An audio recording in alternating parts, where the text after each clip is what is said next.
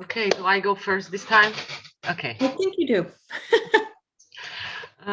So welcome everyone on this April European afternoon American morning.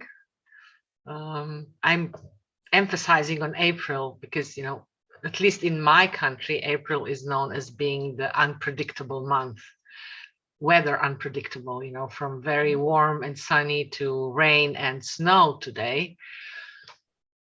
Very beautiful. And let me introduce myself. I'm Tadeja Bradaš. I think all of you present here already know me, but for the record, I'm a Nondual Kabbalistic healer and teacher. Have been involved with this work for over 10 years. And the moment I met Jason, I knew something very different is going to happen in my life, and it's still happening. I'm very happy to have come to this point in my life where I got permission to teach together with Beth, and I'm looking forward to, be with you today and further, and especially from December on. Right. Okay. Well, and I'm Beth Amarini. I have been studying this for, I just counted now, 17 years, which is a really long time. But you just keep finding new and different things every time I go to this work. So I'm happy to be here. I'm from the United States. So that's why I'm always like, saying questions to ask, talk to me. We're like that. And in my professional life, I'm a hospice nurse and an end-of-life doula. And this work fits beautifully with that. So I'm happy to be here and sharing this and look forward to seeing more of you. So before we begin, I just let's take some time to bring ourselves all the way here. Try and put aside whatever else might be going on, just so that we can be in the presence of each other. And I invite you to silence, or if you can bear it, put aside your phones or, messaging apps, and just be fully here. And today we're going to do lectures, meditations, sharing. We're also going to finally teach the healing of immanence. So let's begin. Yeah, I would like to invite you to open your mics and share something if you feel like you want to. How was this month between our last meeting until today? Where are you? How are you? Anybody?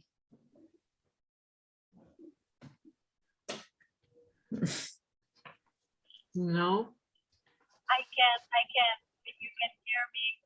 So from the last meeting, I feel I'm in a total new space and enjoying it. Still feeling a lot of heart expansion, or a lot of heart feeling really intensely. And from brokenness that I felt last time, I feel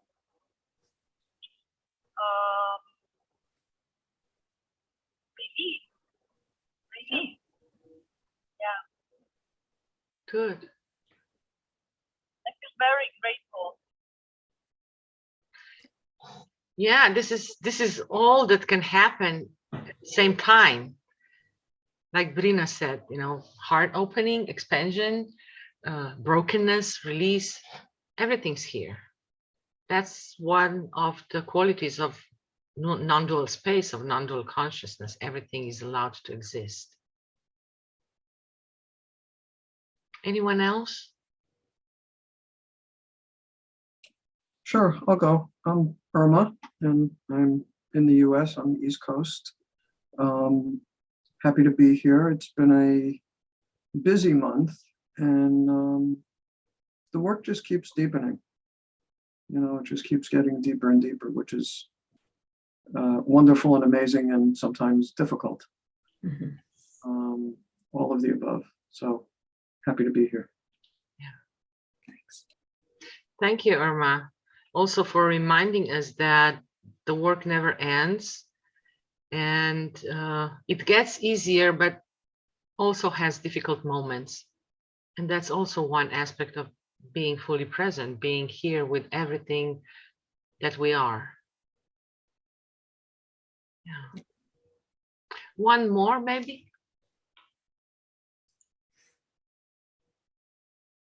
Nope. Okay. You want to take us to the meditation, Beth? Yes.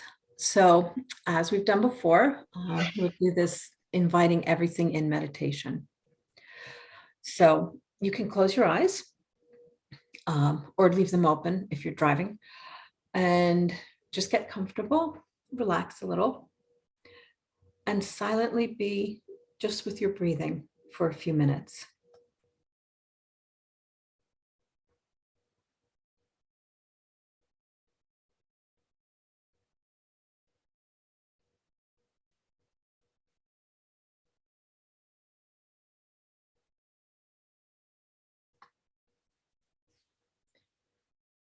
Your intention in this meditation is to invite everything in, all the parts of yourself, the small, frightened parts, the courageous parts, the selfish parts, the devoted parts.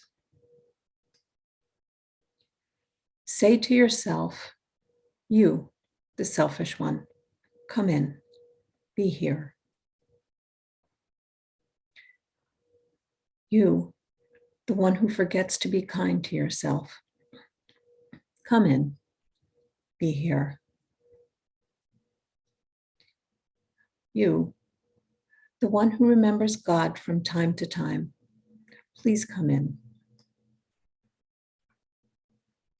Whatever comes into your mind or heart, whether it is some form of suffering or some insight, it does not matter. Simply recognize it and invite it in.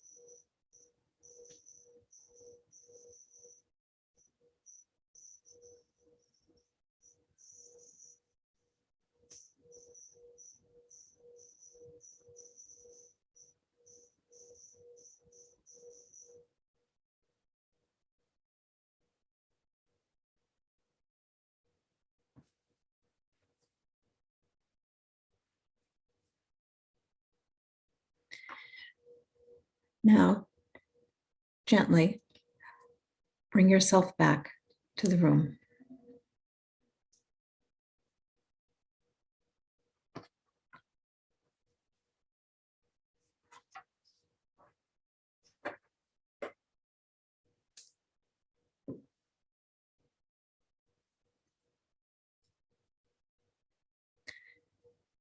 So how was that?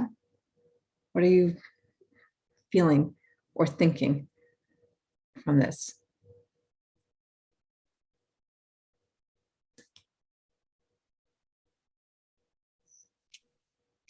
This was actually, I've done this meditation countless times. And maybe it's because of where I'm at this morning, probably. But I brought in some pieces that were not problematic. I mean, that's the wrong word anyway. But, you know, a piece of me that is excited about trying this new recipe, or a piece of me that's feeling more connected to nature, or pieces that are less of a struggle, let me put it that way, as opposed to the anxious one, or the scared one, or the forgetting God one. So it was really, that was great. Yeah. It was different, happily. I think for me, I forget that those pieces are present also. Yes. And I just, you know, I go to the ones that are difficult or problematic. So this was great. Thank you. Oh, well, good. I know that's kind of a tendency I have too, you know, but I think the more we let those things in, then the more we can let in the good things, if you will. So thanks, Irma. Anyone else?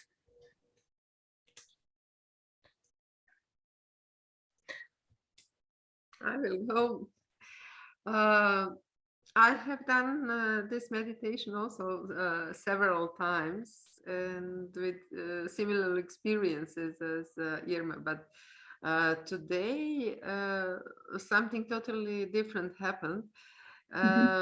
I couldn't really meditate. The thoughts kept coming in, like, oh, I didn't do this for my job, or oh, I forgot this. And then suddenly it just came to me that I could invite that Branka who hasn't done that part or forgot to do something. I'm inviting her, or the one who should be doing this or that. So let's say this was more a practical meditation for me and not a spiritual one, but it felt really, really good. It's still spiritual. No, I'm joking, you know, in the jargon. Yeah, but we tend to label those experiences. Right. So, and it's important to be able to do that as well. So you can really bring everything to this, you know, so thank you. Thank you.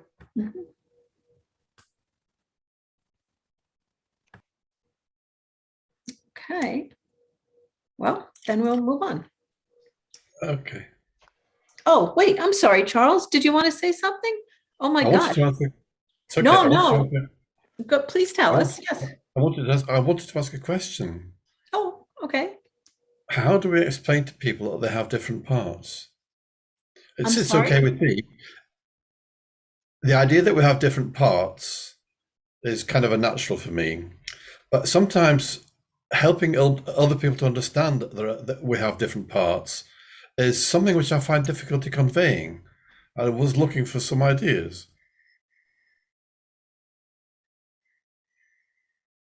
Can I go back? Yes, please. Well, it's most of the time, these different parts actually happen on the level of our thoughts. Oh, I'm this. Oh, I'm like that. Oh, I, like the Branka said, oh, I didn't do that.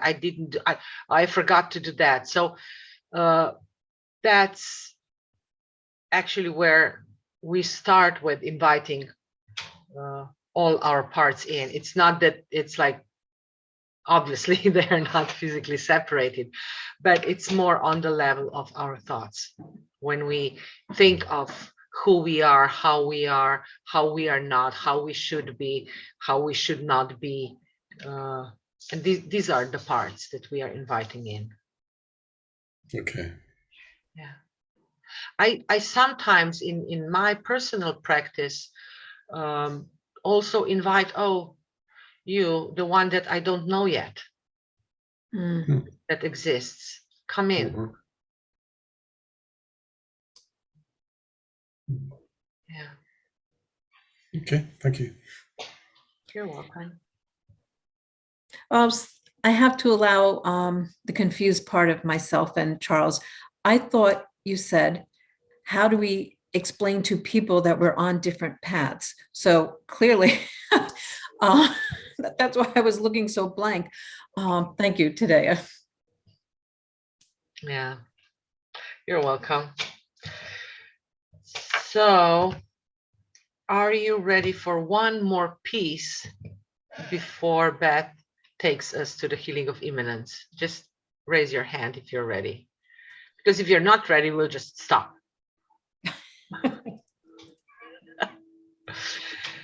So I'm going to share with you some thoughts about prayers in Kabbalistic universes. And the truth is that we all pray, whether you are aware of it or not. And when I say that we all pray, I really am very open with the definition of what prayer is. Let's say the prayer is an opportunity to experience the spiritual journey in action. And the thought of doing that a lot, sometimes daily, is actually very bold, and for me is somehow also comforting, because it doesn't split my life from my spiritual life so much anymore. At the same time, the prayer is an avenue, a vehicle, an opportunity to be with God, with life, with reality as it is. And the range of prayer can extend from repeating a thought in our head, like, oh, I'm going to do it, I'm going to do it, I'm going to be successful, yeah. And we might not even be aware of it. It's like, you know, when I'm driving to my work and I'm late, I can recall of going like, oh, I'm going to make it on time, I'm going to make it on time. And that is, in a way, a form of prayer. Or we can dedicate time and space with or without a body posture, with carefully chosen thoughts or words or goals. For example, we are sitting in a very specific posture and then we are repeating certain mantras. That kind of meditation and prayer is very known from, I don't know, Buddhism, but also Christianity, and all religions do have this. Today, we are going to talk about how different forms of prayers appear in different Kabbalistic universes. So I have a question for you. Since you have been through our introduction webinars,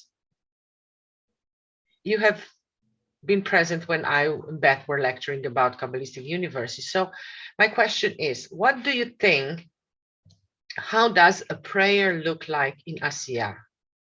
Because to understand a prayer in Asiya, we need to remember a few things about the Asiya world. So just open your mics and share with me, how does the world of Asiya looks like? What is typical for Asiya?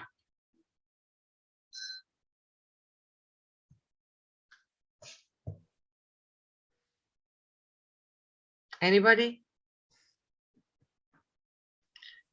Don't be shy. You can't give me wrong answers. Yeah, Brina. Go on, Brina. She's frozen. She's Okay, frozen. so the word of Asiya is very material. Yes, it's very material. It's can you? Yeah, you cannot hear me. It's no. Yeah, you're breaking, but I've heard you. It's very material. Yes, that's true. Anyone else?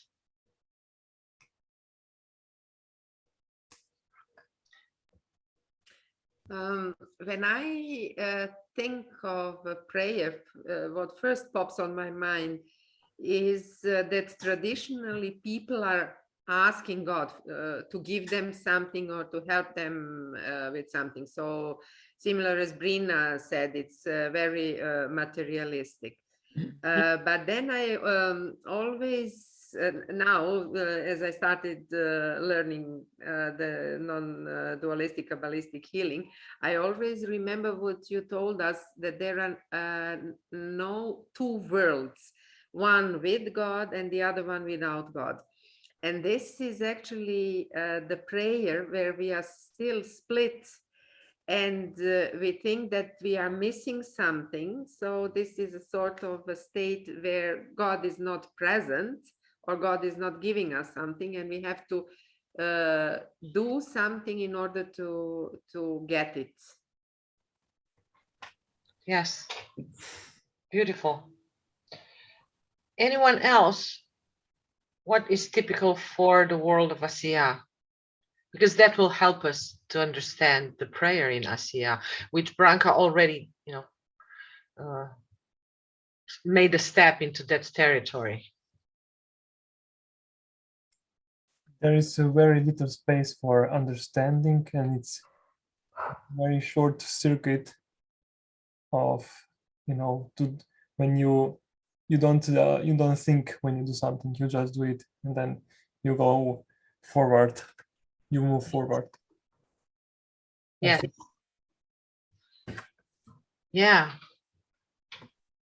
That's true. There's a lot of action, a lot of making, not much thinking why and how and whether yes or not. It's just, okay, there's a red light, hit the brake. Because the world of Asiya is also called the world of action and making. And we've heard already, it's the world most separated. There are no shades or ambiguity.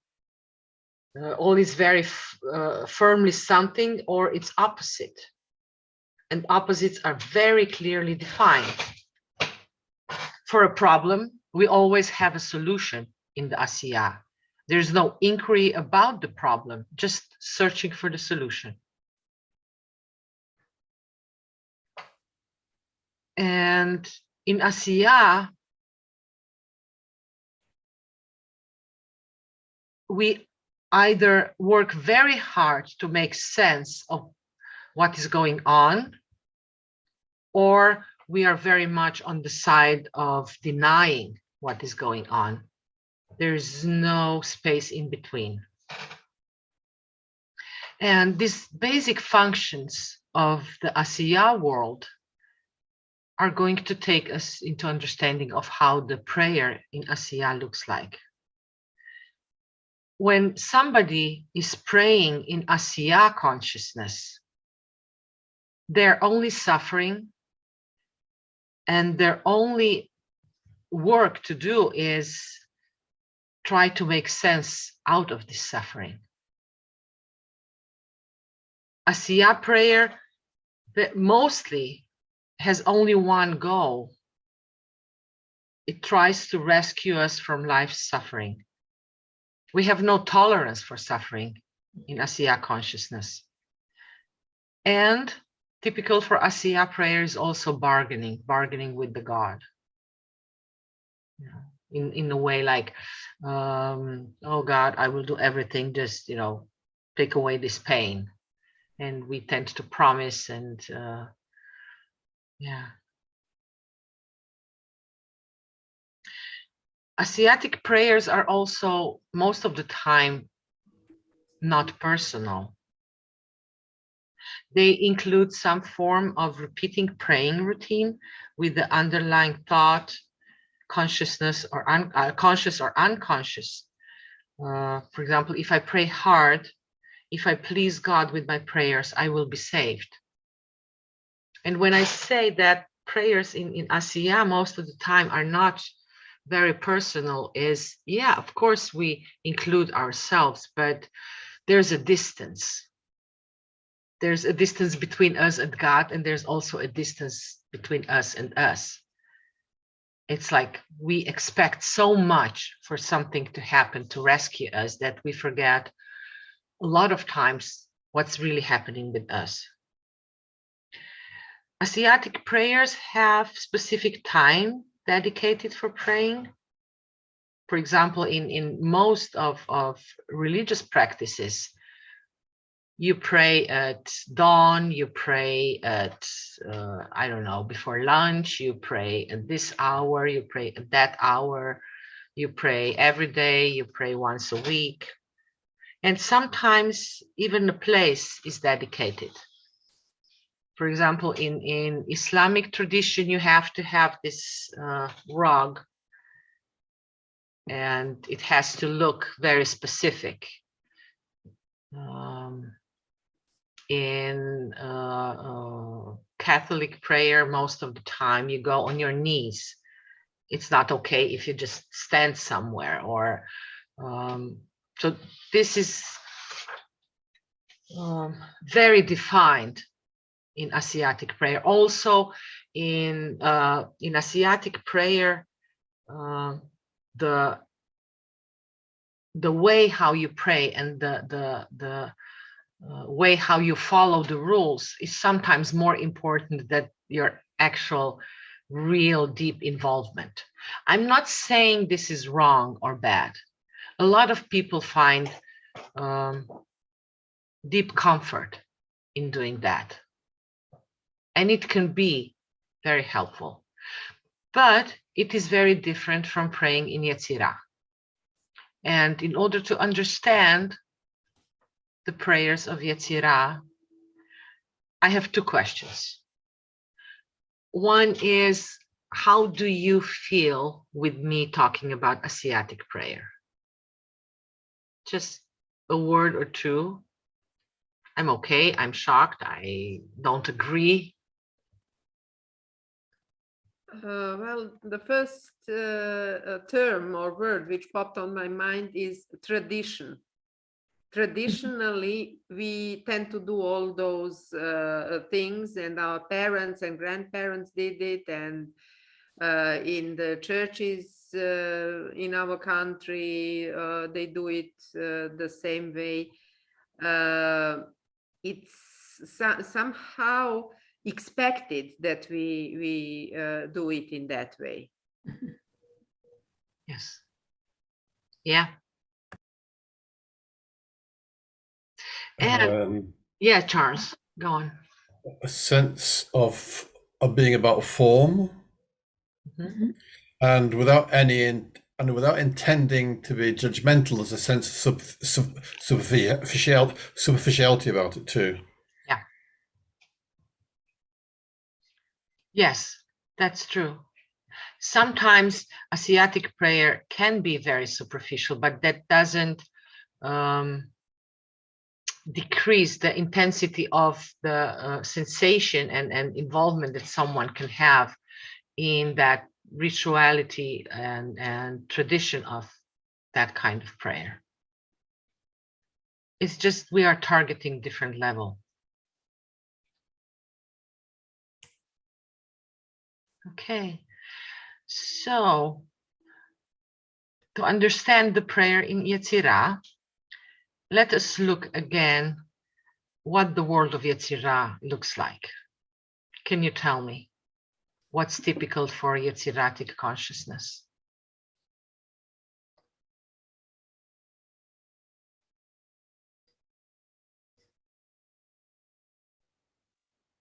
Me again? You can hear me? Yes. Oh, it's where the symbolic of like kind of art of I don't know, old religion, yoga. It's like all that you can. I don't know how to say otherwise. Like it's astrology in all the symbolistic world, right? Yes. Archetypes. There is a lot of symbols, although we also have symbols in Asiya. Yeah, it's not really the one most typical element of the Yetzirah. You know, the Yetzirah being the world of formation, it kind of implies that there's something is forming, and we have this desire to inquire and question our actions, our existence, our intentions. This is what opens when we enter the Yetzirati consciousness. Is it like that we are looking for explanation? Yes, for explanation, for understanding. It's most of psychological work happens in Yetziratic consciousness. It's the most natural for us to do that in Yetziratic consciousness. It is still deep in dual understanding. Things are still very separated. And if you remember the diagram of Yetzirah, we have this path, and then at the end, we have some end goal. We end somewhere. We have a direction. God is a bit closer, but the main feeling is still we are separated from God. So one who prays in Yetzirah still is only suffering, but at the same time, they're trying to understand what they need to change to become more awake or heal. So the connection between the prayer and the praying is more present here.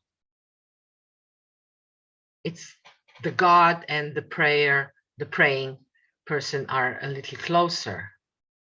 We include dialogue with God because now we have more personal relationship with God in this world. You know, in Asiya, God is somewhere there, and we can reach the God only through, you know, specially, what's the word? Special persons like, you know, preachers and all that, priests. And in Yetzirah, this distance is a little smaller. We feel a little closer. In Yetzirah, we start to understand and feel that God is listening to us, at least sometimes, but we don't know why or how or if at all God will answer our prayer. Like I said, prayer in Yetzirah is much more personal, includes us, our personal view, and our personal pain and suffering. And my personal believing is that Yetziratic prayer is most common praying in non-religious person that are not so connected with some tradition, but still are praying. And of course, I might be wrong. Typical for prayer in Yetzirah is that still many times requires a dedicated place and time, includes next to very traditionally defined prayers, chosen words. It includes mantras, meditations. We can choose our own mantras and words. In a form of dialogue with God, we usually ask God for help or giving the self away to God or we are bargaining with God. Does any of you do that kind of praying? Can you recall on, you know, meditating or doing mantras or I do. And sometimes they are very helpful. I remember when I was younger and I never was really a migraine person, but sometimes I would have migraines, like, you know, 3 or 4 times a year. I consider myself lucky not to have more of them, but everybody who had migraine, you know, this is really very difficult condition. It's like you want to die. Mm-hmm. You can't pinpoint it's hurting here and nothing helps. No pain medication, nothing helps. And what helped me, for example, was like, I was just, you know, lay down in the dark and I would say, oh, this is not really happening. I don't really have headache. I feel okay. I'm good. It's gonna pass. I'm fine. And I don't know, was it my mantra or something else, but I usually got out of it very quickly. Any of you have some, you know, examples or practice? You don't really have to share. They can be very personal, but just raise your hand. Yeah. Branka, you want to say something? I can share something. It is personal, but it was really something which I always remember, and it inspires me. When I got divorced, it was a really difficult period for me, and I had to find a flat to buy, where to stay and where to live, because I was living with my friend, but it was temporarily. And I really wasn't up to going with the real estate agents. I hate how they try to convince you to buy this and that. And they couldn't even understand what my soul was seeking. And one morning I was sitting on my bed and I said, God, please send me a real estate agent of my sensibility to whom I can explain what I need, and that I don't have to see 100 flats, but that he or she knows what my soul is searching. And 1 week after that, at my yoga class where I attended, I was just telling somebody, oh, I have to find a flat, and I really need somebody who would understand me. And they said, but Nada from our group, she's a real estate agent. And I said, really? And she was not there. I rang her, and she organized me in 2 days 5 flats, and one of them was the flat which I bought.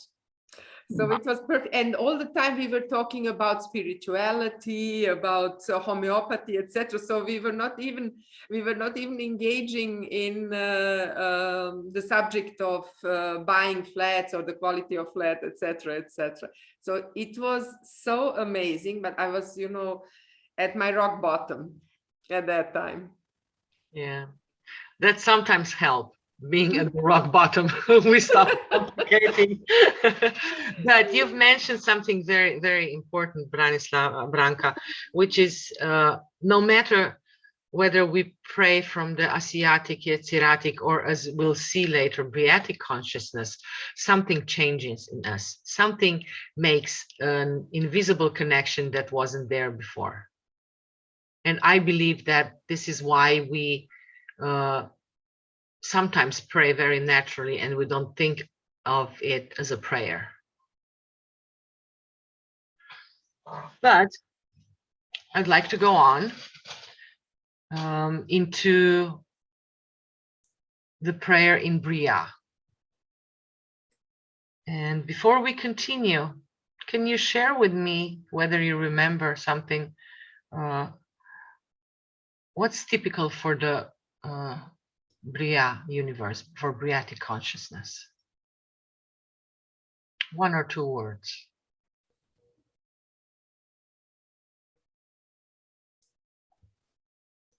That we are one with God, that the separation has diminished, or it is blurred, that we can just feel that we are one with God, with the nature, and with everybody on this planet.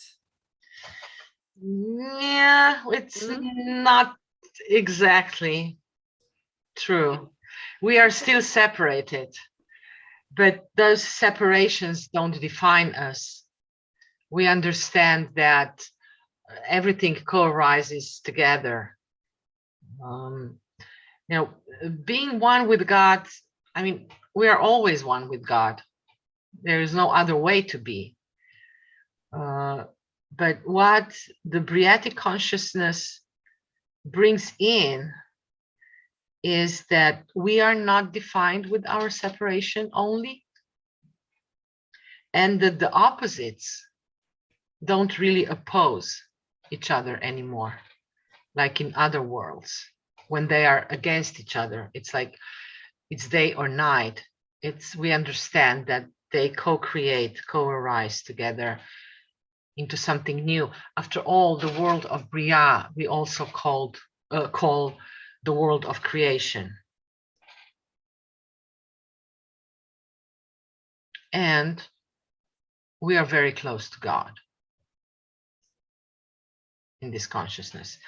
And before I continue, I would like you to really relax in your seats and open your sensorium and try to listen with your body, not only with your ears and with your mind, but with your whole body. Be aware of your sensations while I'm starting to talk to you about the Briatic prayer. Because Briatic prayer, we call also honest prayer, the most honest. Not that we were not honest if we pray in Asiya or Yetzirah. It's about being honest with ourselves. Because the one who prays in Bria allows themselves to be in relationship with whatever comes up within prayer, with no preconceived notions of what is allowed and what is not allowed in prayer. That's a huge shift from, being following certain tradition, sometimes in a very strict, even rigid way in Asiya. Carefully choose words in Yetzirah. Here, we are actually praying what is here from moment to moment.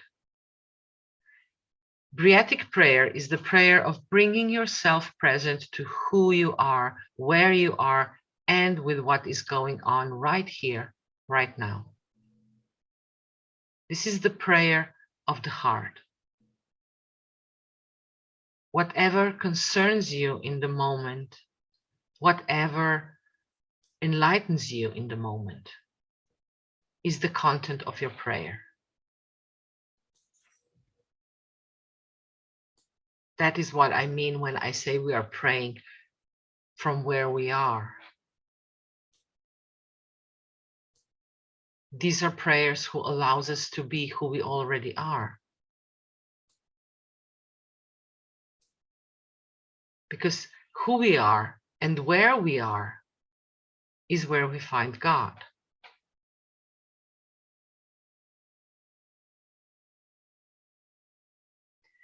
And since we pray from where we are, however we are, in the moment, Briatic prayer often takes us consciously through all the universes, from where we feel the most distance and separated from the God to the one where we feel the most connected and in relationship.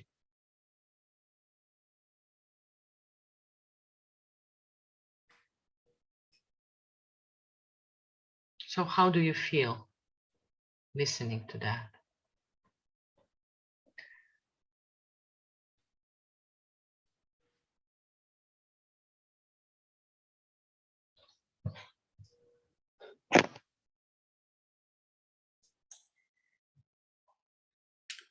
I had a sense of just dropping deeper. It was just a sense.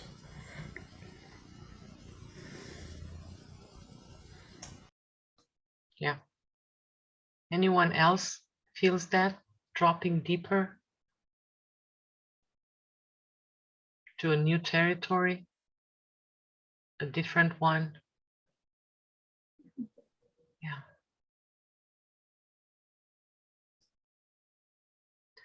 To pray from a non-dual perspective, from Briatic consciousness, is actually very simple. There are just two rules. You are honest with yourself and you sing. You don't talk, you sing. The melody is very important.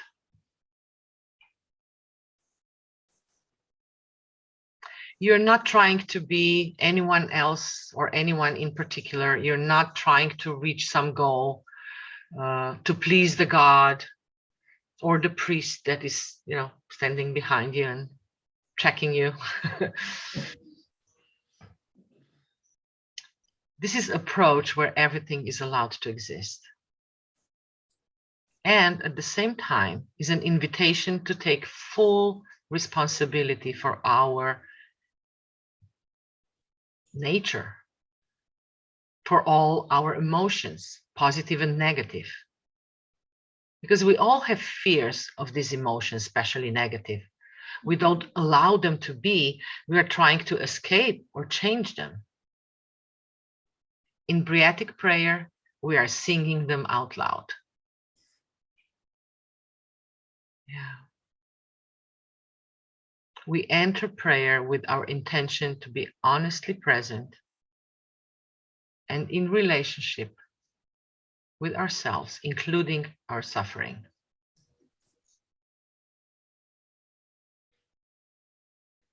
And you can start wherever you are. You can start with silence, with a song, or even with shortly speaking something. But I invite you that if you have some reservations for, oh my God, I can't sing, I always, miss all the pitches and everything, then just do it in one tone. I'm going to do the Briatic prayer, but the vibrations, the resonance of your sound when you're singing is something completely different than talking. Mm-hmm. I remember this, there was one radio speaker in Slovenia that was first a very popular singer. And when I first heard him talking, I didn't recognize his voice. It was so different from him singing to him talking. And it's the same with you. The resonance of your voice is different. And when you do the Briatic prayer, you don't have to be concerned whether you are still in Bria or you jumped in Asiya or Yetzirah, because remember, the real Bria includes Yetzirah and Asiya. And as long as you're honestly present, all three universes are present. There's nothing to accomplish. There's no goal to attain. The only intention to be present is needed. And being in relationship with who you are as you are.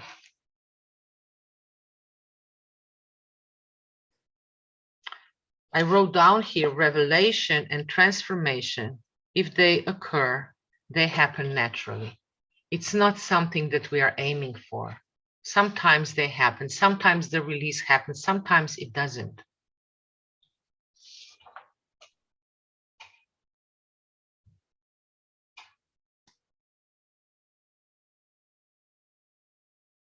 And because you start Briatic prayer from wherever you are in that moment, a great mystery of life happens.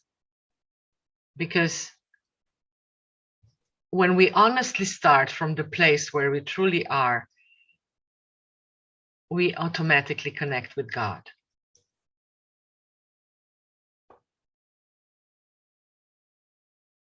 You can allow yourself gaps of silence where you stop and you're just present, and then you continue. Sometimes I wrap myself in a shawl. Sometimes I cover my head with a shawl. It really helps me to be more deeply with myself. I will not do this here. I will do a demo prayer for you. I will do it without the shawl today, but and sometimes I do it in the shower or in a bathtub.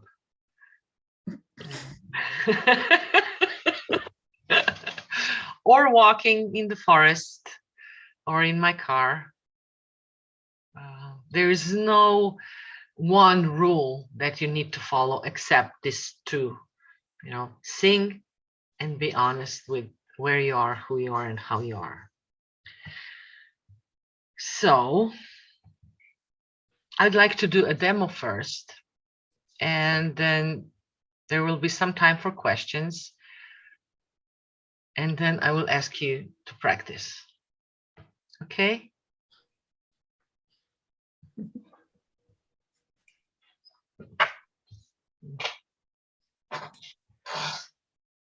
I'll do just maximum 5 minutes. Although naturally I do like, I don't know, up to 15 minutes.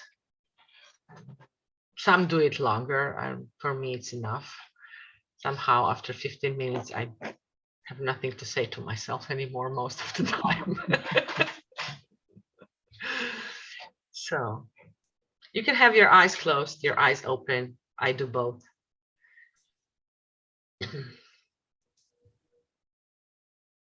So I'm here doing this lecture about prayer, and I feel a bit anxious. I had a busy day, and I prepared very thoroughly, and still there is so many things that just happen, and I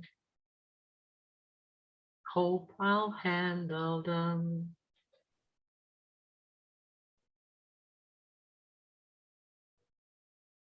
And at the same time, I am so happy to have all of you here,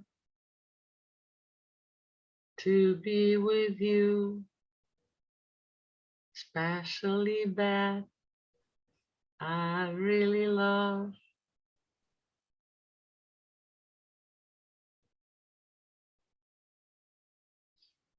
And there are moments of today, where I really would like to be somewhere else. I am truly honest with myself, and I know at the same time I will do my best, because that's how I am. And it's giving me great comfort that I can be how I am.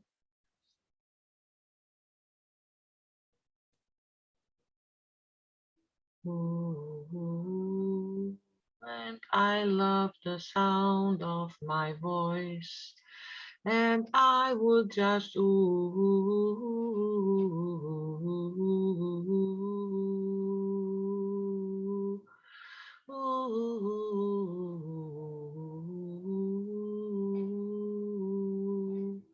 that is really soothing my soul, calming my heart.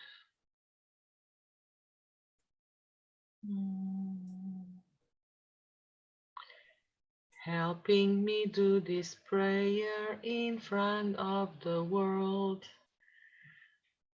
which is sometimes very difficult.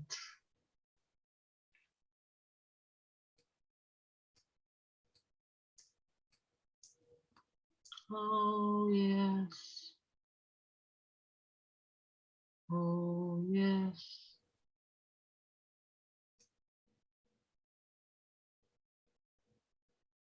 Ooh.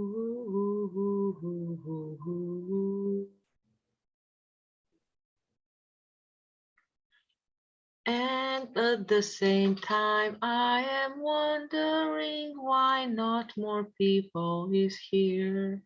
I really would like more people to be with Beth and me and you and everyone. I really would like all the world to know about this work, and sometimes it hurts me that I cannot scream on the top of the mountain, and I might do that one day. I don't know. That's how I feel right now.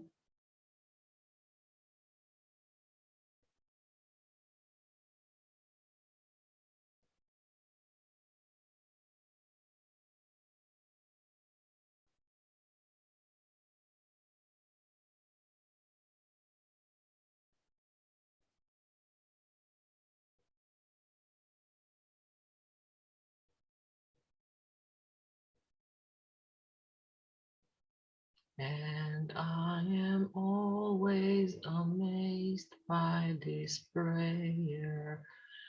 How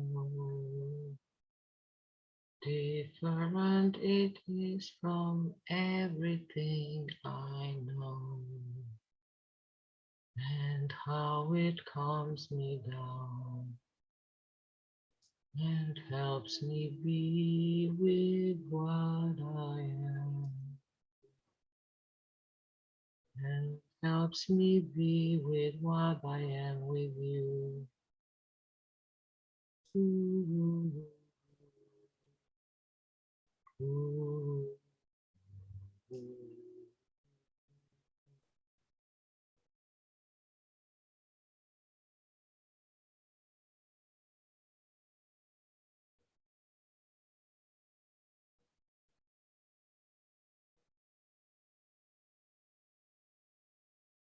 So,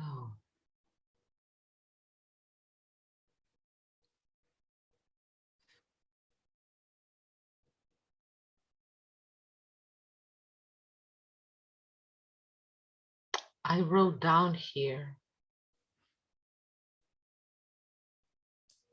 when we engage in this prayer, when we speak honestly about ourselves, to ourselves, this is actually God speaking to God.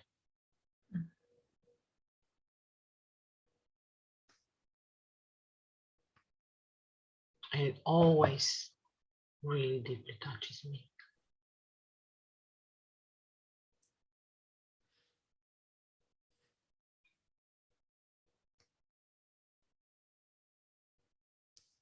So how was that for you? Do you have any questions or comments?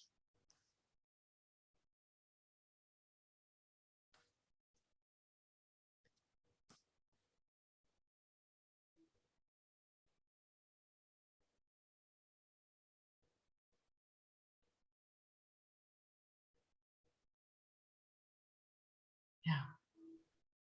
I think silence speaks here, huh, Beth? Mm-hmm. Yeah. It's actually the moment I don't really want you to ask anything. To be honest.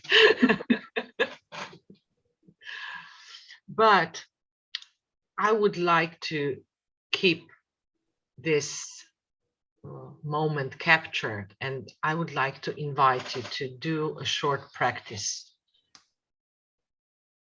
You can, I mean, definitely not just you can, definitely leave your mics closed. And I will give you like 4 to 5 minutes and do this practice. for yourself in the privacy of your home. And then I will ring some nice sounds on my phone to bring you back. Okay? Okay.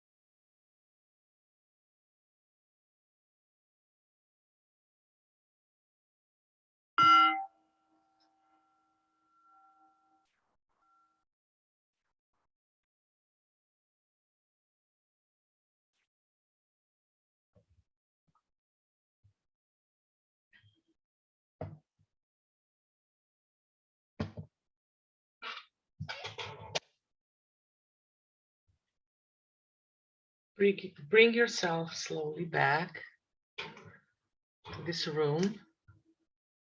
And we have time for one, maybe two sharings, if anybody wants to share shortly their experience or ask a question. How was it for you doing the Briatic prayer?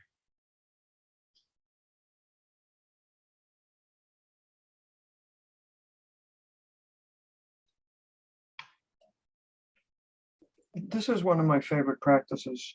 I love Briatic prayer, and it's I find it very freeing. And not that I don't pray from a place of Asya or Yetzirah sometimes only, but I find Briatic prayer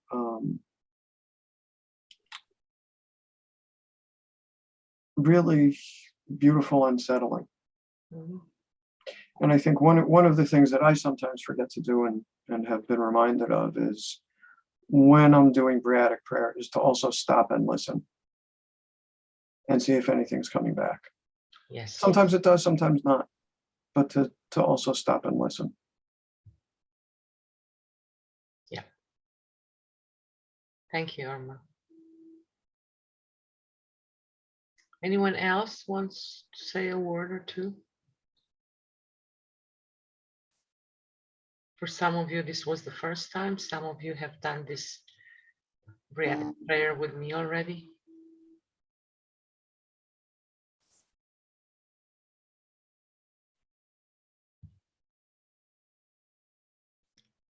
Well, I just want to thank you, Tadeja, for being that vulnerable and honest and beautiful.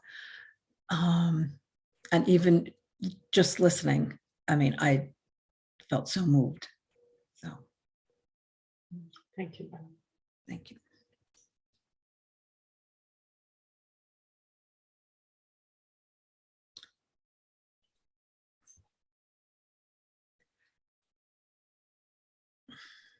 Okay. Hey. Anybody has questions or wants to share? Do we move on, or do we take 5 minutes stretching? No, Yeah. stretching and standing up wouldn't Just hurt. stretches and stand up, and yeah, I like to do that. Oh, get up and stretch and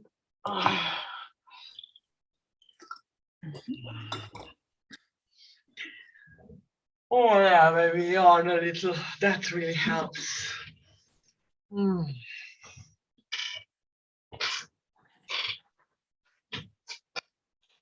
Yeah. Okay, good.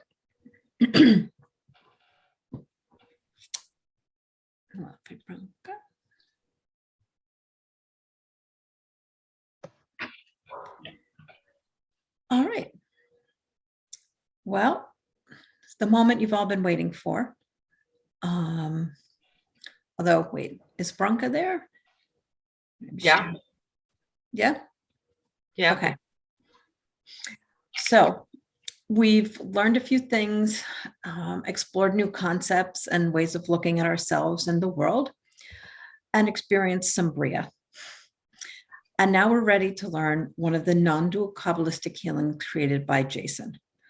And this one is called the healing of immanence. And as today I did before, I just want to encourage you sort of relax and let your body be open, and try and listen more with your body and your heart and feel what it is that I'm saying. Because sometimes we can get lost a little bit in the words, and sometimes they're not always as important as they seem. So just bring yourself there to that spot. And I do want to say also, use the word God a lot. If that's a problem, just substitute whatever works for you. So, immanence is a word that we don't hear very often. And I have no idea how to say it in Slovenian or Serbian or anything else. So we'll go with the dictionary, which defines immanence as something which exists or operates within, something that's inherent. Or when it refers to God, it's defined as permanently pervading and sustaining the universe. A simpler way to explain that is that immanence is that which is in everything, that which connects everything, and what keeps the universe together. So what is it, or why is it that atoms and molecules coalesce and form a tree or an animal or the ocean or anything else? What keeps everything on Earth living, growing, existing, and not just coming apart? That is what immanence is and what it feels like. Whether you call that God, spirit, reality. So this healing is about the presence of God and God inherently sustaining the universe. This healing actually, immanence actually, is the embodiment of the Shema, which is a Jewish prayer that Tadeja, I think we looked at a few seminars ago. Mm-hmm. So I'm not a Hebrew speaker either, but I will do my best. In Hebrew, we say Shema Israel, Adonai Elohim, Adonai Echad. Or, hear, O Israel, the Lord God is one. Oh, nope. Hear, O Israel, the Lord our God, the Lord is one. When you honestly reflect on that, this is an utterly profound statement. It means that God is everywhere. God is present in everything, everywhere, with no exceptions. So this changes everything. Often people think about healing in terms of doing something, okay? Fixing, changing, moving, taking something away, or putting something in. The healing of immanence is something altogether different. We're not doing anything to the person who comes to us for healing. We put nothing in, we take nothing away. We're not working with energy, trying to increase it or decrease it or move it around. And there is no rescuing or controlling. In the healing of immanence, we simply receive the already present divinity in this person, this holy being in front of us. So remember, there is no place where God is not. So divinity already exists and always will exist in the people who come to us for healing. We need only to be willing to receive the already present divinity in this person. So Jason created this healing while he had an energy healing practice. And at this time, he was also very immersed himself in exploring the Shema. He was working with the client when the thought occurred to him. If the Shema is true, if reality is one thing, then where am I taking energy from and where am I putting it? What if I simply receive the already present truth? And he realized that God is so close, so present in everything that we often miss seeing the divine that's right in front of us.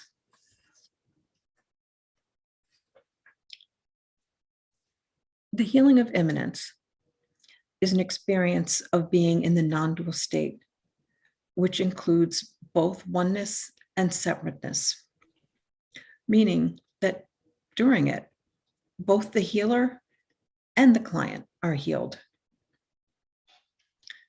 So generally, around this time, somebody thinks something along the lines of, you must need a big open heart to do this work, or you must have must need some sort of magical spiritual abilities. No, you do not. You do not need to be bigger than you are, and you do not need to make the healing bigger than it is. Remember, Kabbalah means to receive or to be open to what is. And all this healing requires of us is willingness. Willingness to receive what is already present, and willingness to experience this level of intimacy with reality. You participate in the truth of the moment and allow what is here to be here. The healing of immanence actually turns the idea of healing upside down. It says that the simple act of being present to what is here can bring about profound healing. So tell me, what does this bring up? How is this landing?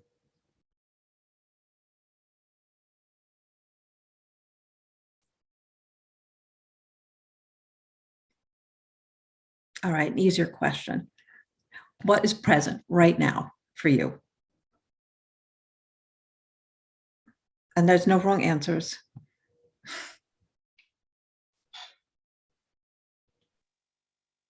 Relaxation, warmth. Okay. For me, actually, a totally empty mind. Oh. But in a good sense, you know, empty of all the rushing thoughts and the judgments and inner discussion, what's always goes, or most of the time goes on in my mind. Mm-hmm. Now it was totally blank and light colored. Okay, thank you. For me, stillness. Mm-hmm. Okay, thank you. So there is something very profound here. And right now, I am going to demonstrate with Tadeja how to do the healing. And again, just encourage you to be open and to listen and feel with your whole body. And there's no need to write anything down because there'll be time for questions after this demonstration. Just really be fully here. So Tadeja is my client, and I'm going to take just a little bit of time to connect with her, be in relationship with her, because that is really the heart of all of our healings. And then we'll begin. So Tadeja, hi. Hi. Are you ready for this? Are you? Yes, I am. Actually, I'm really looking forward to it, you know, because it has been a really full day for me. Yeah, sure. Right. This is the second class you're teaching today. Yes. It turned out that we couldn't move one of my other teachings to a different date because, you know, next weekend is Easter weekend, and before that people couldn't gather, in person, and I really wanted them to come in person. I didn't want to do one more session on Zoom. And yeah, but it was a really good day, and I'm really happy to be here, and I'm really happy to get healed. Okay. So if we were doing this in my office, I'd have Tadeja, if she was comfortable to do so, just lie down, like on a massage table. And I would ask her permission to place my hands on her shoulder and on her knee, if she's comfortable with that. Touching somebody is obviously not necessary because, I'm healing her from New Jersey all the way to Slovenia. But if we're doing it in person, that's how we'll do it. And if she's with me and she doesn't feel comfortable, she can just do as you're doing, sitting in a chair, being comfortable, and you can have your eyes open or closed, whatever works. So when we're settled, I will then close my eyes and I will say to myself, I receive the already present divinity in this person. Now, you see that I didn't say, I receive the already present divinity in Tadeja. I said, in this person. And this is because divinity is not limited to Tadeja or to anyone else. So I will do this, hold this state for about 5 to 7 minutes. And if I get distracted, I'll simply return to that statement. So what I'm going to do just for purposes of demonstration is speak out loud and let you know what is going on in my mind as I do this. Okay. So today, are you ready?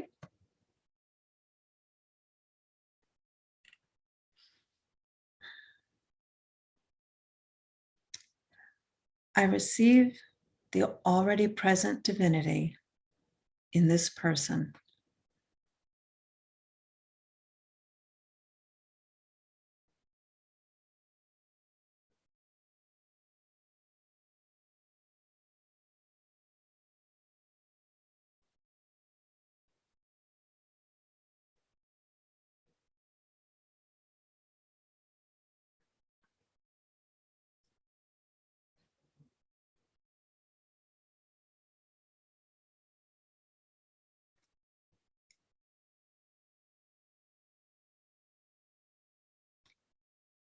And I feel my mind wander a little bit. And I just come back. I receive the already present divinity in this person.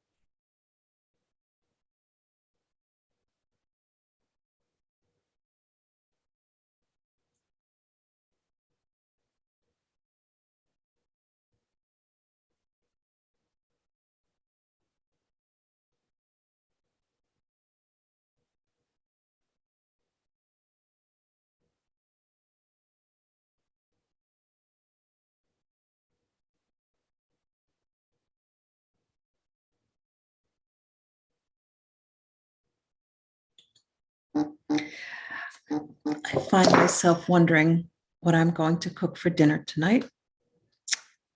And I just come back. I receive the already present divinity in this person.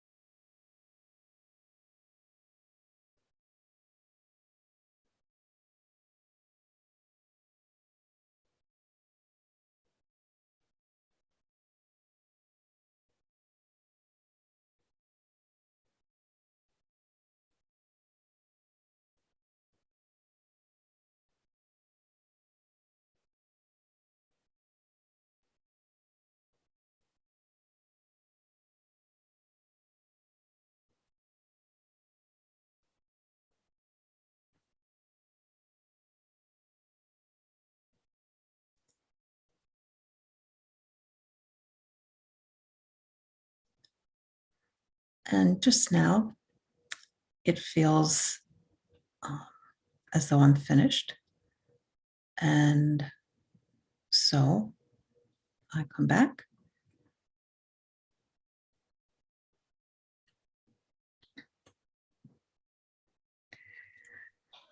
And ask Tadeja, how are you feeling? Oh, it was great. It was great. I really could just lay down and, stay in this way. It was really like all the burdens of the day fell off. Yeah.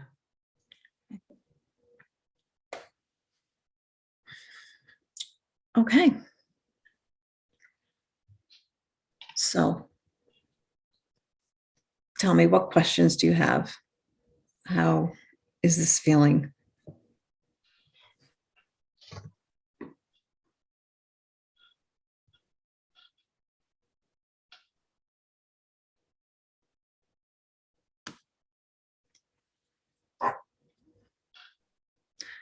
Okay, so either it was that good or that bad.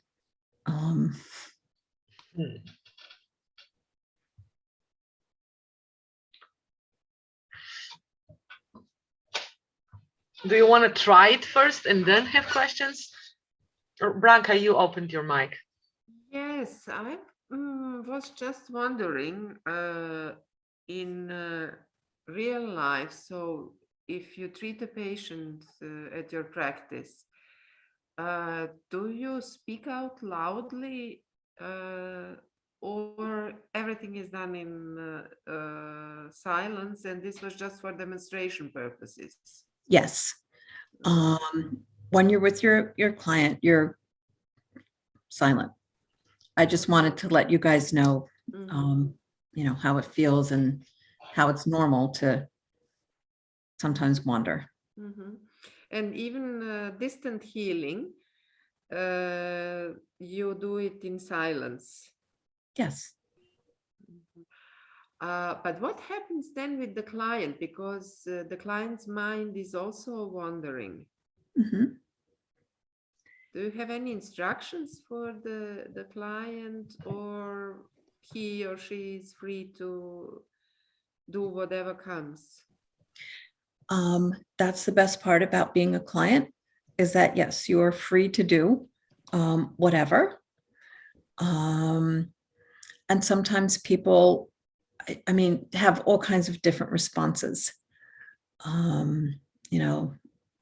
might say that it may be that their mind wanders somewhere that is actually something important, or they may just lay there and think about their grocery list. It doesn't matter. The healing does what it needs to do, no matter what the client is doing. And if they have the urge to move, to get up or whatever, how do you treat that, or how do you cope with it? Not in the sense that they feel uncomfortable, but suddenly they have the urge to move. I have to tell you that I have never had that happen. So that's a good question. I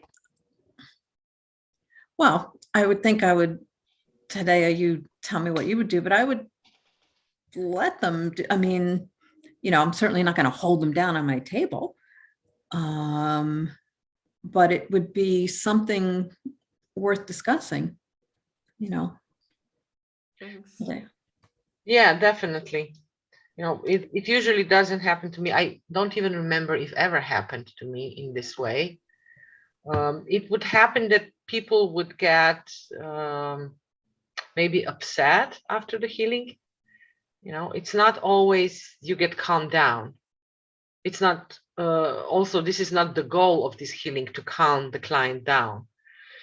Because,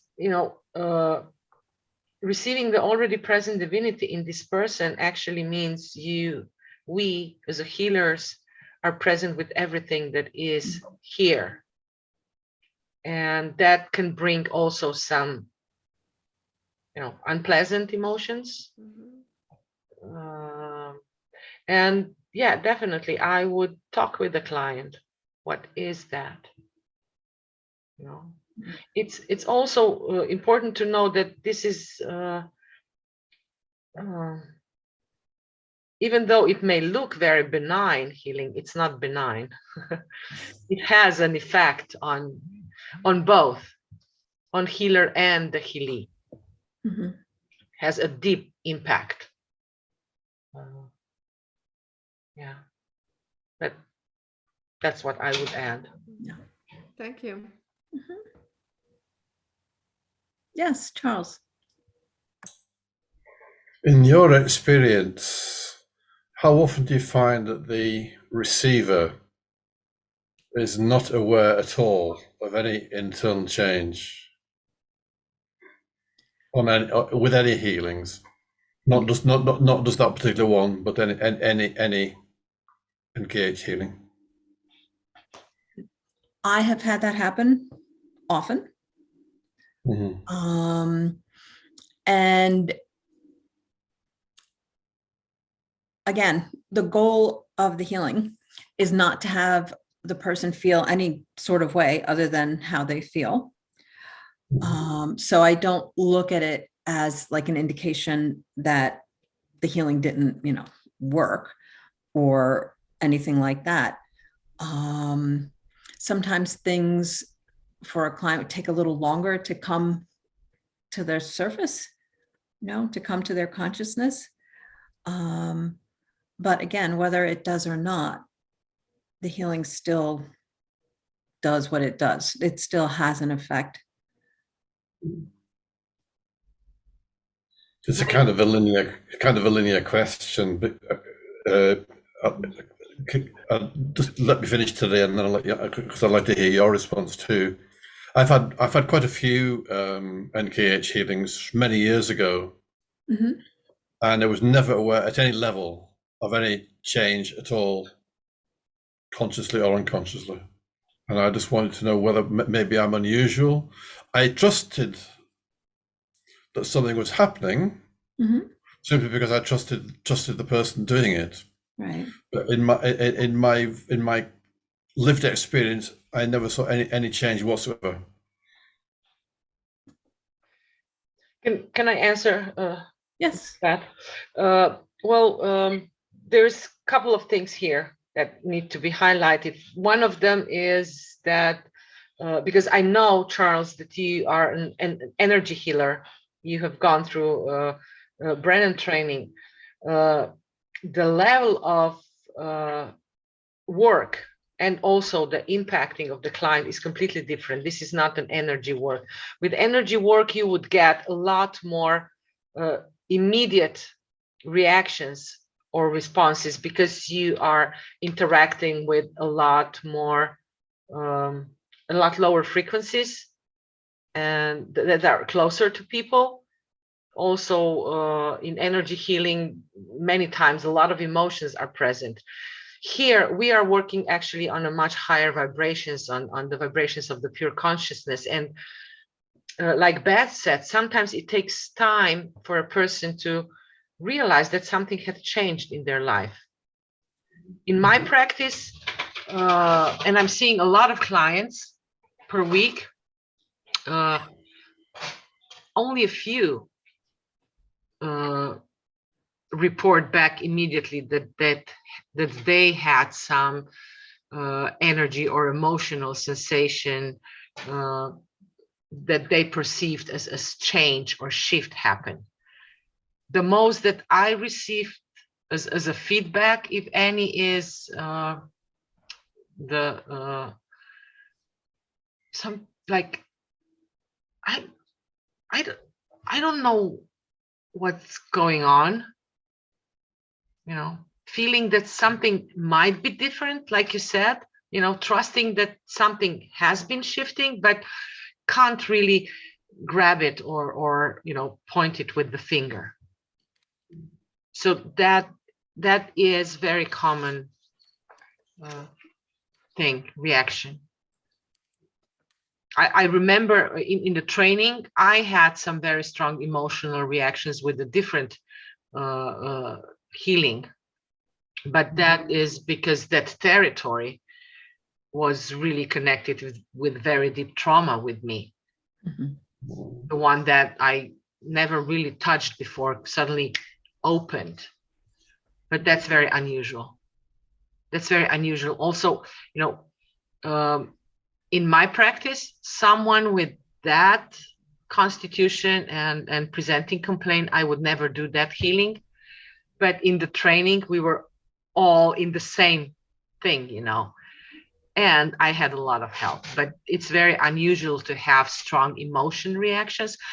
Sometimes people cry on my table, and many times they cannot tell me why. It's just something that happens. But most of the time is the experience like you had. Okay, I received the healing, so what? Let's move on. Yeah. Yeah. That's always been my experience with an NKH healing. No, nothing even, not even weeks later, nothing nebulous, nothing at all. I could say, oh, that may be different. Nothing at all.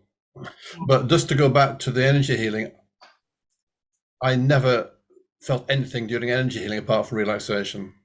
Oh. I never felt as though nothing ever changed inside me as a result of any energy healing I've received at all. After 4 years of Bradash school, I never had any benefit from it, ostensibly. That's not to say I didn't. I was never aware of it. Yeah. So this is very important information for you, because that it goes in the direction that looks like that's the way how you interact with the world, with the self, which is very, very unique. Like, each of us has this. Yeah. Yes, Branka. I have one more question now. Sorry, Charles, did you finish? I did, thank you, Branka. Yes, yeah, no, that's great, thank you. Now, Tadeja, as you explained how it felt when you were undergoing that treatment during the seminar, and then you mentioned that you would never apply this treatment to a person with such a trauma. Is there any way how we could know when or to which person or for which problem to actually use this healing of immanence? I know that it is complicated, and it's maybe a secret of trade. But is there a feeling in you when you say, aha, now this would be the best thing to do for this person? So it's not a secret, but it does take a while to learn, because we have a diagnostic process that we actually use and go through that helps to choose which healing to use for whom and when. So. Yeah, and I can I add something here, Beth? Yes. It's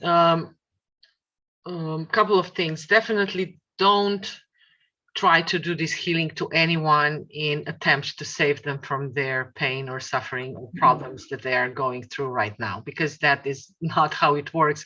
It will only open the territory where you might get into trouble, because you maybe you want to help your friend, you want to ease their pain, and you do this healing, and because healing actually opens the territory for everything being allowed to exist, it may not actually calm that person down, and you'll get disappointed, and it's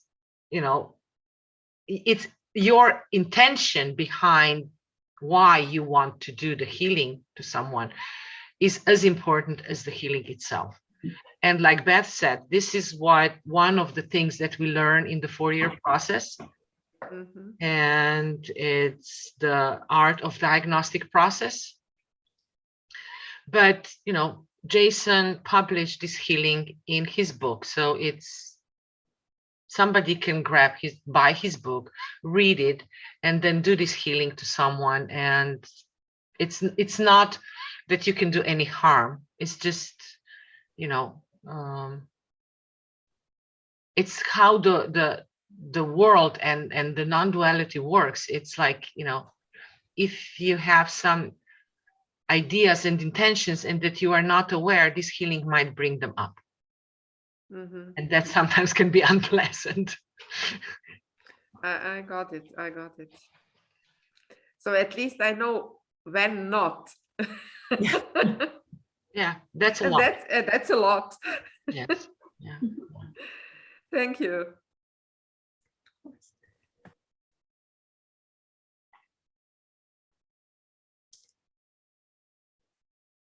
Anyone else?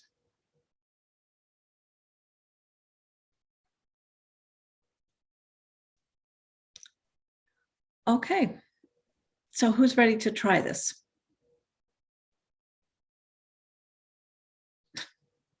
Thank you, Brina. Just Brina? Okay. So what we'll do now, and it's a little tricky because of the whole Zoom thing, but we'll put you into, a breakout room, and we'll put up on the chat, I guess, so that you know what it is to do, what you have to say. And remember, it's internal. I only said it all out loud because just to let you know what's going on in my head. So you don't have to, or you shouldn't say anything. And so what you want to do is pick who's going to go first, who's going to receive the healing. Okay. And then the two of you just talk a little. You don't have to say, oh my gosh, this hurts, or I got this problem, or whatever. It's not about that. It's just about, connecting with each other. Okay. And then, so you give yourself a minute or two to do that. And then you do the healing. And, I would say, give yourselves maybe 3 to 4 minutes for that. And today, I guess you're the tech person. I don't know, how will we let them know when it's time to switch? Because this is. Yeah, I would say, if you have about 10 minutes to one round, so a little talk, a healing, and if you finish with the healing before I send you a message, now switch, you can talk a little more. So after approximately 10 minutes, I will send you a message to your breakout room. Now it's time to switch. And then you change who is the healee and who is the healer. And then at the end, I will ask you to come out of the breakout room. Okay, so I don't need a breakup room. I have Uroš here, so. Okay. Good. And I will now assign.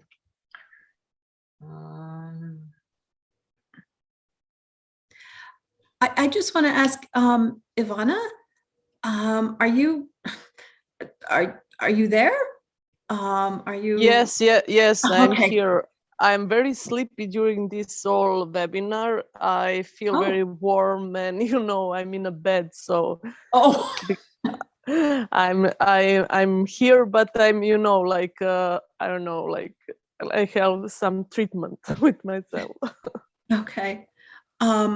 So are you ready to practice doing this healing with someone? I understand that I don't know, it's enough people to be in pair with somebody. Yes. Yes. We have. Just let me assign. Okay. I think, and I will not. You, Brina and Uroš, you just mute yourself and turn off your cameras and Okay, now I'm opening the rooms and I'm sending the statement, I received the already present divinity in this person on the chat. See you in 20 minutes, guys.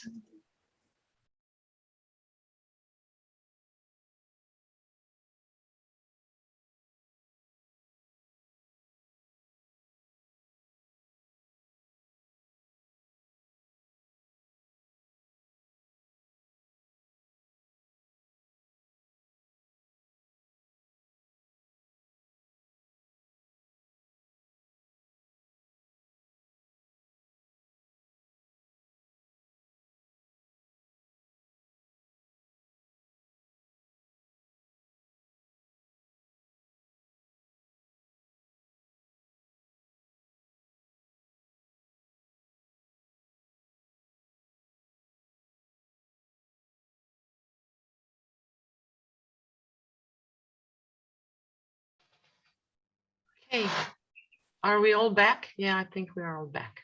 Yeah.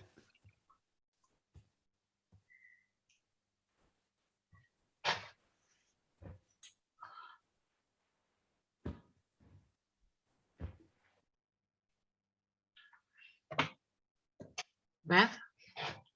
Yes. Yeah, they are all back. Oh, sorry. So, how was that?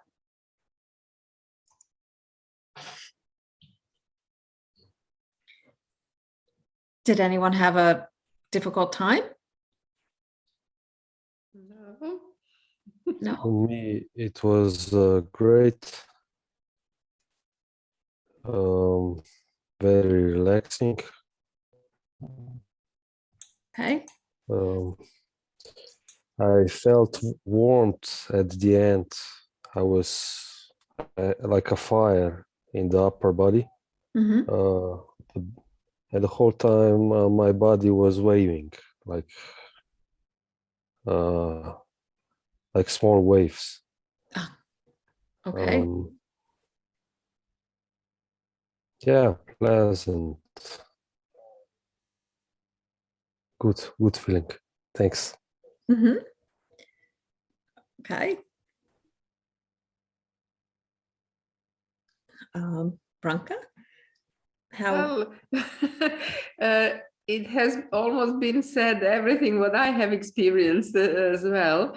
Mhm. This influx of energy, actually heat, and calming down.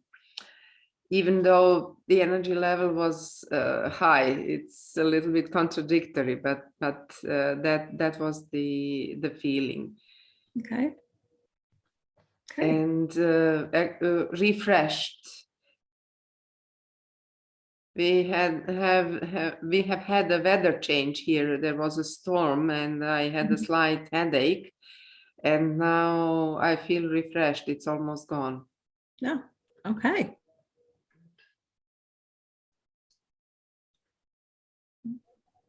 Rena? Yeah, for me, it was really interesting when I was receiving. I felt there is no physical body. It was just like a feeling of empty space, like a vastness space. Like I couldn't really feel the body. That's really interesting. And my body started on the left side to be very intense, something physical sensations, but hard to say how. Like just intensity on the upper body, but on the left side, very, very different from the way I feel normally. Okay. And when I was receiving the healing, I felt just very peaceful, relaxed, and the mind was just trying to say something and observing. But mostly what I remember was this deep relaxation and peacefulness. Yes, that. Okay. Great. Charles, how was this for you?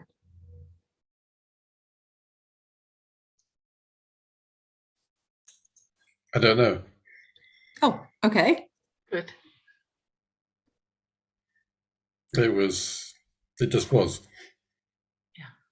Okay. Mm. Good.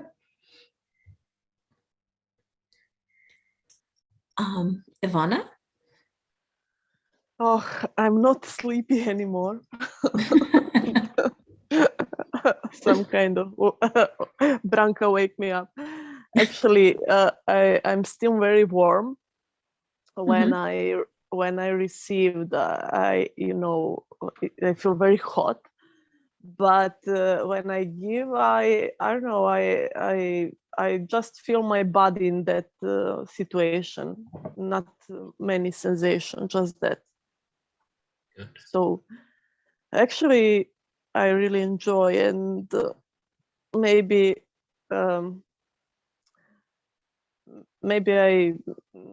I stop to worry about what I very feel warm all day. So thank you for this experience. Well, I guess you would thank Branka. But yes, thanks to Branka. Thanks to Branka. Yes. And both of you actually, because all this session, webinar was very so intensive for me probably. And thanks. Oh, well, you're welcome. It's a joy, really. Yes. And I'm so sorry. I do not know how to pronounce your name. And I'm afraid to even try. Loise, but you can call it short Loise. Or Luis in English. Luis. Oh, okay. That's very easy. Thank you. So how was it for you? Oh, actually, it was really interesting because to be with someone just in silence, and I somehow felt this warmth, warm feeling, but sometimes I try to push it away because it reminded me how actually disconnected I am with people I live with. And it reminded me also how close I can be with someone and feel this feeling. That you don't have to talk all the time.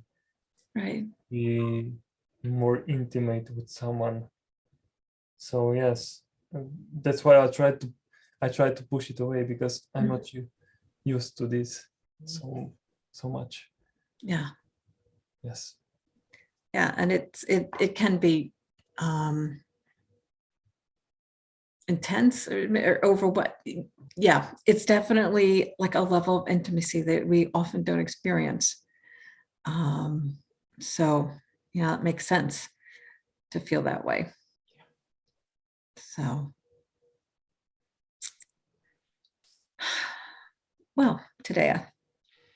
Yeah, I just, I'm so touched with everything that you said and how every one of you really was present now after the healing, bringing themselves as they are, as you are in this moment to this setting. It's just, I have tears in my eye, tears of joy of having witnessing this moment, having this privilege to see you, each and every one of you.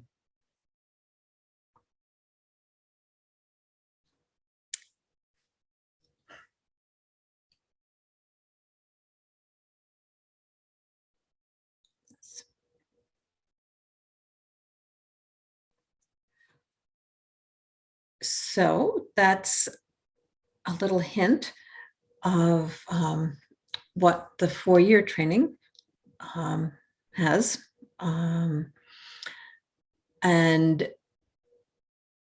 how the kind of relationships and that you can develop with people in the class. That was always my one of the things that was most important to me, to be able to be with other people, that were seekers, that were looking, and that were able to speak in such a way to one another.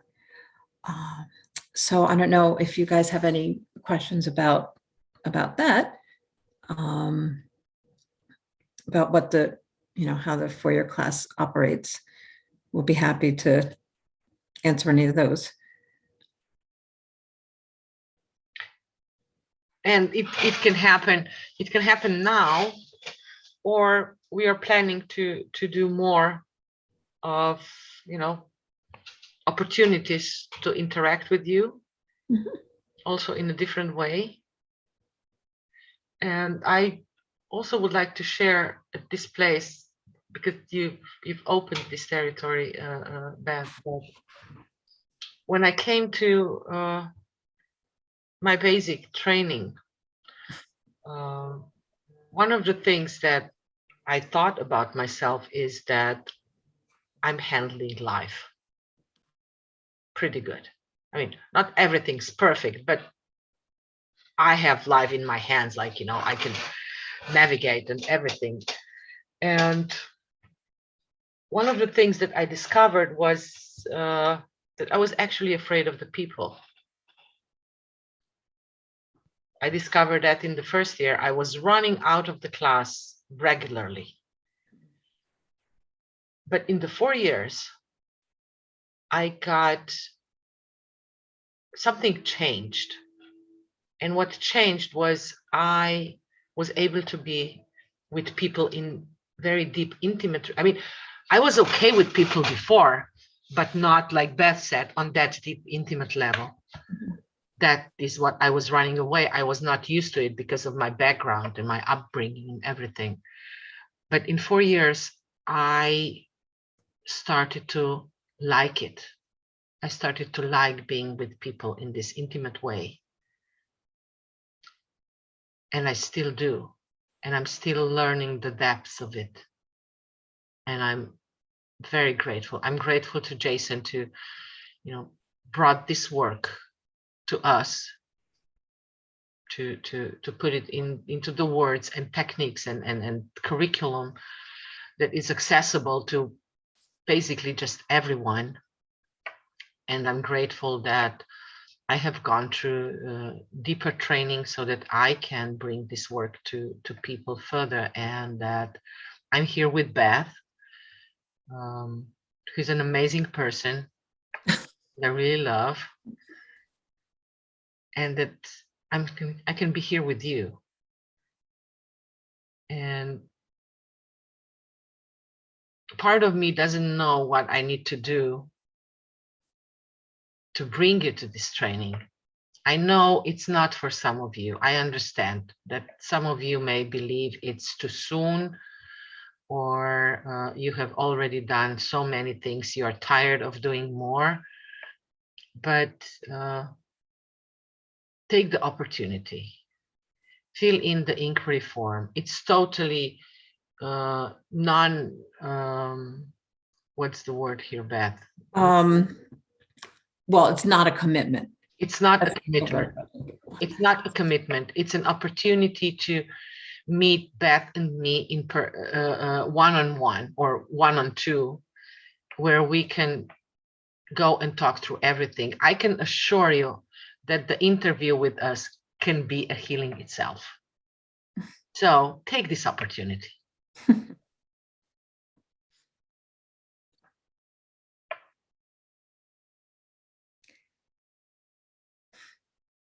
Okay. Well, this has been lovely. I've really enjoyed, meeting you all and being with you for these webinars. And today and I'll have more things to come. So I hope to see you then, and hope to speak with you. Thank you. Thank you very much. Thanks, Beth. For Thanks, everything. Tadeja. Thanks, everybody. Thank you. Thank you. Thank you. Thank you. Bye. Bye. Bye-bye. Bye. Bye.